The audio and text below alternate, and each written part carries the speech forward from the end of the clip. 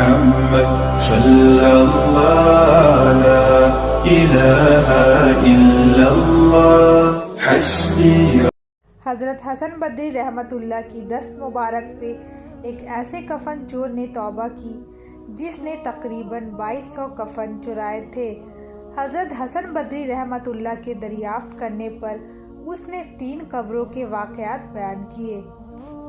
ایک بار میں نے ایک قبر کھودی، دل دہلانے والا منظر دیکھا۔ دیکھتا ہوں کہ مردے کا چہرہ سیاہ ہے، پیروں میں آگ کی زنجیریں ہیں اور اس کے منہ سے خون اور پیپ جاری ہے۔ اس قدر بدبو آ رہی تھی کہ دماغ پھٹا جا رہا تھا۔ یہ خوفناک منظر دیکھ کر میں ڈر کے مارے بھاگنے ہی والا تھا کہ مردہ بول پڑا، کیوں بھاگتا ہے؟ سن مجھے کس گناہ کی سزا مل رہی ہے۔ میں مردے کی پکار سن کر کھڑا ہو گیا اور ہمت کر کے قبر کے قریب گیا، اور جب اندر جھانک کر دیکھا تو عذاب کے فرشتے اس کی گردنوں میں آگ کی زنجیریں باندھے بیٹھے تھے۔ مجھے شرابی اور زناکاری کا عذاب مل رہا ہے۔ میں دنیا میں شراب خوری اور زناکاری میں مشغول تھا، اور اسی حالت میں مجھے موت آ گئی اور اسی کی سزا مجھے مل رہی ہے۔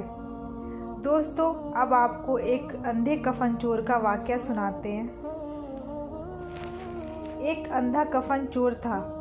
وہ بھیک مانگا کرتا تھا اور بھیک مانگتے ہوئے کہتا تھا کہ کوئی شخص مجھے دے تاکہ میں اسے انوکھی خبر سناؤں، اور اگر کوئی شخص مجھے زیادہ دے گا تو میں اسے انوکھی چیز دکھاؤں۔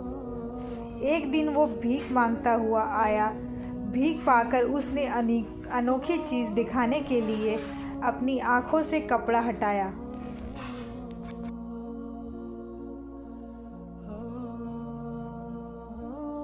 دونوں سوراخ ایسی تھی جیسے اس کی گدی کے پیچھے کی چیزیں صاف صاف نظر آ رہی تھی۔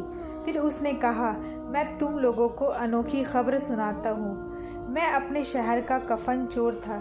میری کفن چوری میں اتنی مشہور ہو گئی کہ لوگ مجھ سے ڈرنے لگے، اور میں کسی سے نہیں ڈرتا تھا۔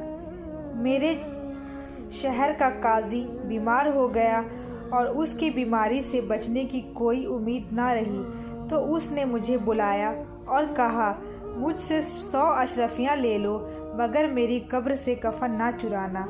میں نے اشرفیہ لے لی اور چلا گیا۔ قاضی اس بیمار سے اچھا ہو گیا اور موت سے بچ گیا۔ پھر وہ قاضی کچھ عرصے کے بعد بیمار پڑ گیا اور اس کا انتقال ہو گیا۔ لوگوں نے اس کو دفن کر دیا۔ میں نے سوچا، اس نے جو 100 اشرفیہ دی تھی وہ تو پہلے بیماری کی تھی، یہ تو دوسری بیماری میں مر گیا۔ میں نے اس کی قبر کھودی تاکہ اس کا کفن چرا سکوں۔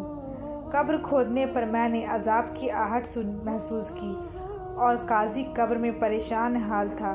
اس کے بال بکھرے ہوئے تھے اور آنکھیں سرخ تھیں اور پیروں پہ زنجیریں تھیں۔ وہ عذاب میں مبتلا تھا۔ جب میں نے اس سے پوچھا، تمہیں کس چیز کی عذاب ہو رہی ہے، تو اس نے مجھے بتایا کہ مجھے بے نمازی کا عذاب ہو رہا ہے۔ لا الہ الا اللہ حسبی ربی جل اللہ۔